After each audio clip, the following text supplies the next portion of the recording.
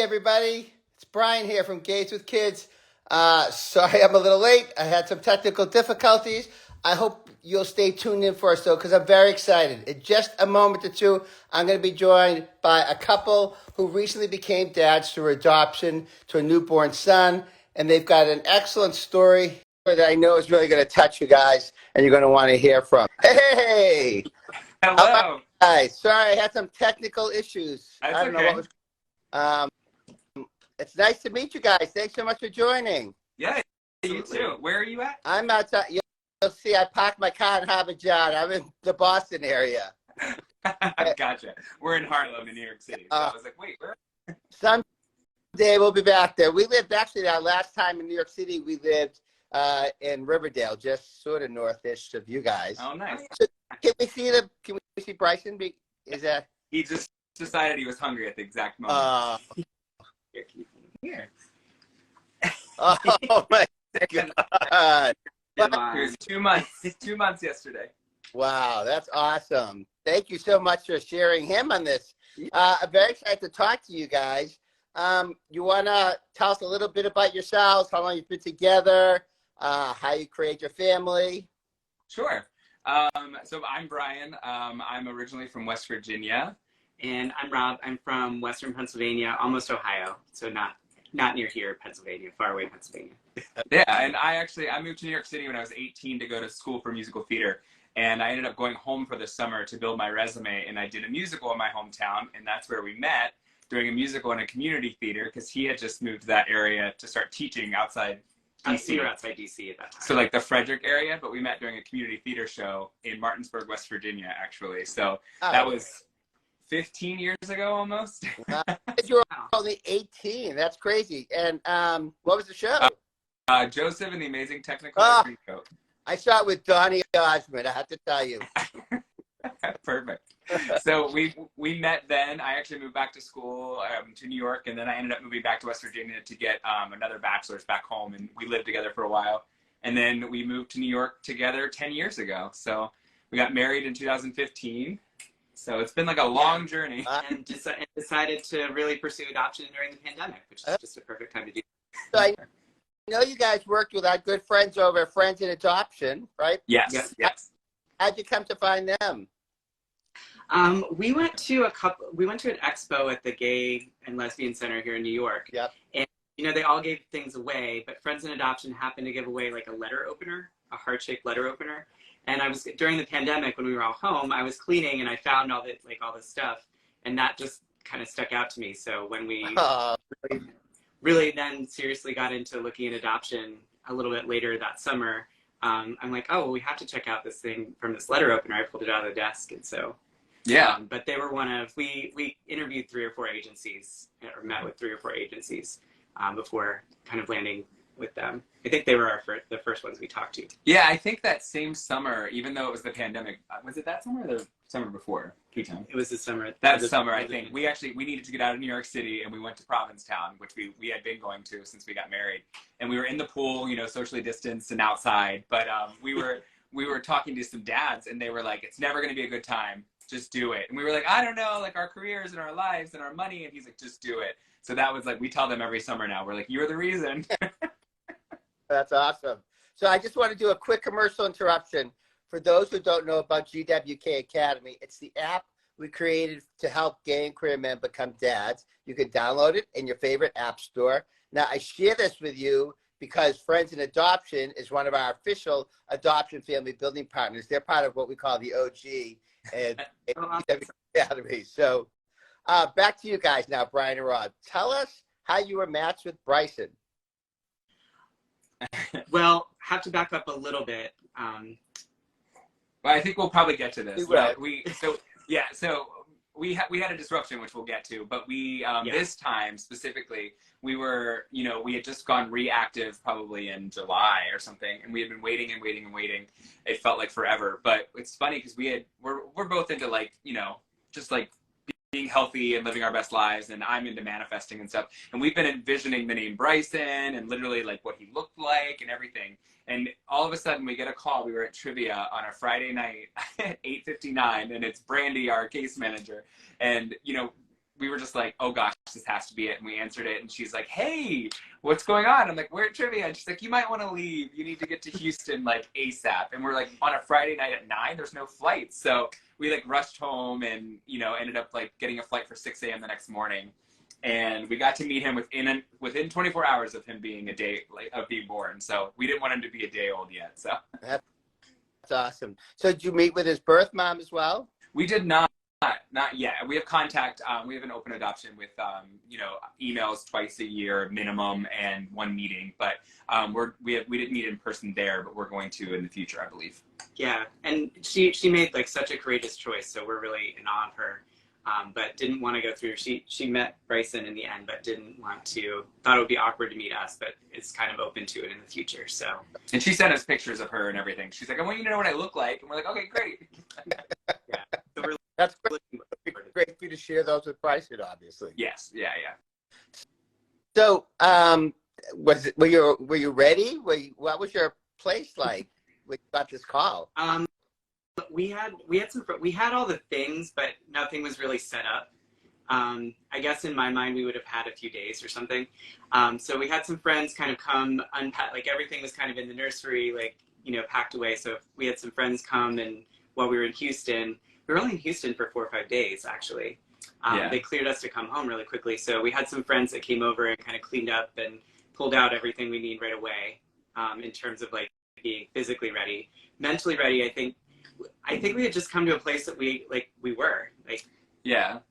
I think the main thing was like, we were like, oh, we have to pack a suitcase to go somewhere, not drive. Because I think we had envisioned it being Northeast. And so we were like, oh, okay, so how many suitcases? And how do you transport a car seat? Like, I knew that you could check it, but I was like, do I have to do something special? Do I just literally hand them an empty suitcase? And they're going to be like, well, where's the baby, you know? So that was like some of the weird things. And I'm a very type A planning type person. And I knew it was going to happen this way, where we would have no plan. But we had some stuff ready. We threw it all in a suitcase and we got out the door the next morning. We didn't sleep at all. So did you get to spend any time in the hospital? We did. Yeah.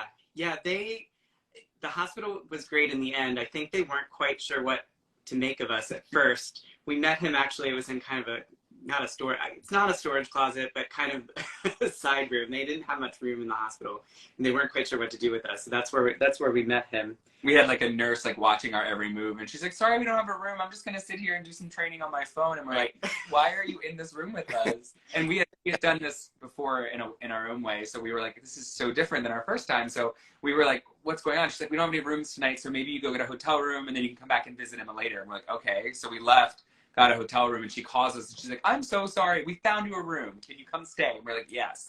So we ended up going there to stay, and we stayed just one night? We only stayed one night, and then in Texas, they do all the signing of the paperwork in the hospital, at 48 hours or something. So we actually signed, and we're discharged the next day because he's so healthy.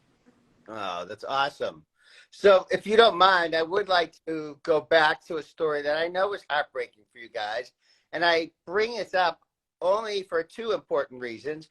One, while I think your experience is unusual, I do like to prepare those interested in adoption with the knowledge that resiliency can be required on your journey. And 2, I'd love to show folks that, you know, you guys made it through a pretty tough situation, and you came out with the family you're supposed to have. So do you mind talking about your first journey? Yeah. So it was February of 22. So almost a year to the day before we matched with Bryson. He got a random message on Facebook, like friend of a friend of a friend. This person's looking at birth mom that's looking at adoption. Fast forward, we matched with somebody close to his hometown. And it seemed like a really good match. Like everything was going really well. Yeah. He's like, I don't want to talk about this. It's like, I don't want to talk about this. Yeah, so we went through, our daughter was born. She was actually preemie weight, so she was really tiny. But we were in the hospital. She didn't do the NICU or anything. So we were in the hospital with her. Things didn't go quite as planned for the birth mom. She had a C-section emergency. And so there were a lot of emotions, but everything seemed fine. She got a lot of counseling through the agency. Our agency, one of the reasons we chose Friends in Adoption is that they're really about taking care of all of us, Bryson, us, and birth mom. And so, she had a lot of counseling, like everything felt good. And New York has a 30-day revocation period. And she'd even said all the way through, oh, I would never do that. Day 28, we get a call. He was on a bus on the way to work. I was at work. We get a call that she's decided to rescind and began the revocation process. And that was a really hard week. I think we both, it was so interesting because it was the week that we had both decided we were going to go back to work. Like, I work in film and television, and so I was standing in on The Marvelous Mrs. Maisel, and it was my first week back, and I had a full week, and my best friend was coming to watch Ella, and we were like, okay, great, like, you're going to watch her, it'll be our first time away from her, but Rob's back at work. So we were actually arguing that week, that Sunday, because we were like, I don't know what to do, but I have to work too, and we both have blah, blah, blah, blah. And then all of a sudden, Monday morning, we both, like, threw everything up, and we were home with her for the last 4 days. And we did everything we could. Our agency, checked on everything like they're supposed to do. And we quote unquote fought as hard as we could, because we were like, oh gosh, we're going to fight this. And then one of the things that our lawyer said that I think really impacted us was like, do you want to explain to this daughter, if you win, that her mother wanted her back and you said no? And I was like, that's powerful. I wanted to smack her at the time, but a year later, it makes a lot of sense. I mean, we know at the end of the day, the birth mom is the first. When you look at an adoption story, the most important person in that story is the birth mom first and foremost. We had a similar situation, and it hurt. We didn't go 28 days like you guys did, so I can't even imagine how much that hurt. But ultimately, it's the birth mom's right, as you said. So I love that the lawyer put it that way, and that you guys accepted that when you heard that. Yeah, I mean, we really struggled that last week, and we ended up. The way it had to happen was, the way it had to happen. We had a lot of emotions. We'll never forget, the social worker coming in and taking her. But she's okay, and she's thriving, and she's probably, going to thrive more because we had her for those 5 weeks, So during the time, it was really hard. But we took about a month and a half, I think, to, like, get our stuff together. We went camping and got out of the city, and somebody came and, like, disheveled our apartment so it didn't look baby-fied anymore. And so everything got piled in the nursery to begin with. I don't know. I was saying the other day, though, I use Time Hop. So, like, all of my pictures from last year, it was about this time. But I was saying the other day, like, I'm looking back at these pictures, and I'm like, had I not had these moments with my daughter last year, I would not have my forever son now, because it never would have ended up the same way, no matter what happened, if it had happened any differently. And I love that you guys really took that time. How long did you leave it aside some of your social posts, in which you really took the time to care for yourselves and each other, which I think is really critical, and maybe that's advice to others. So you want to talk a little bit more about that? Yeah, I think we both, like, in the moment, our agency was like, hey, take as long as you want, we'll put you on hold, et cetera, et cetera, et cetera. And, like, I think my first inkling was like, well, we're not stopping. like we, first of all, pay a lot. And then also, like, we knew that we wanted to be dads, but we did both decide, like, we needed some time to get through it. So we had, like, some counseling, and, we both, I'm a certified life coach, and it's like, I was like, I need my own coach, and we both just decided we needed to, like, go through the counseling and the grief and all of that stuff. So I think we took it was kind of interesting because I think we were just settling into, like, being fathers, and like, oh, we're not going to happy hour anymore. We're not, like, all the things we like we do that now. It just looks different. But I think it was such a shock for me personally, because I had just kind of gotten to this point. I'm like, oh, I'm a father now. Like, that's kind of a culture shock anyway. And then I'm like, oh, suddenly I'm not a father now. So kind of, like, leaning in and realizing, like, some of those special things, like going to the gay campground, or, like, some of those things, over that summer, I was thinking, oh, I'm going to appreciate this more because, I know what this is like. So. Yeah, and we have a huge support system. We've been very fortunate. We don't have a lot of family here in New York, but our family is what we call it. We have a huge support system here in the city and far and wide. I mean, we actually went to social media with everything, and I've been very I've put my life on there pretty much anyway with everything I do. And we just had so much support during the whole thing. It was just, I mean, that was a big part of it. We ended up doing a fundraiser with a puzzle that was probably one of the best things we ever could have done.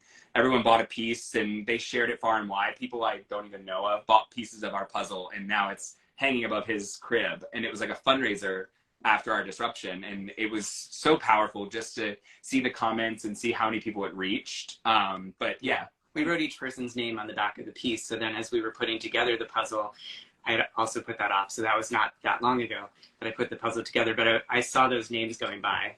And I actually finished the puzzle after he was home with us. But seeing all those names again of all the people that kind of supported us along the way and supported you getting here. Yeah. That's awesome. I saw that. That was going to be the last thing I was going to ask you about. So thank you for bringing that up.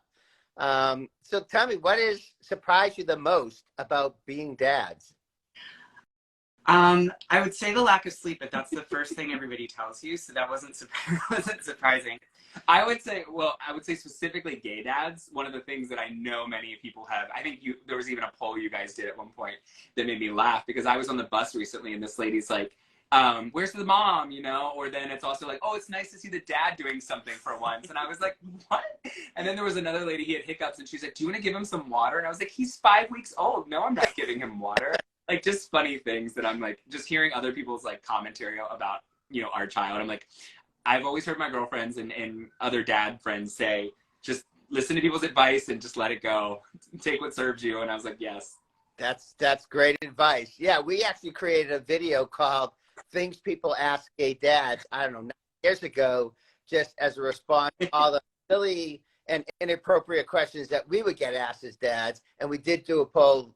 I'm not sure, this is not the one you're thinking of, about 9 years ago, to ask other people. And it turns out we were all getting asked the same silly, inappropriate questions. So check it out on YouTube, Things People Ask Gay Dads. Okay. So Brian, we promised to keep you, I think, about 10 to 15 minutes. We're past that now. Thank you so much for sharing your story.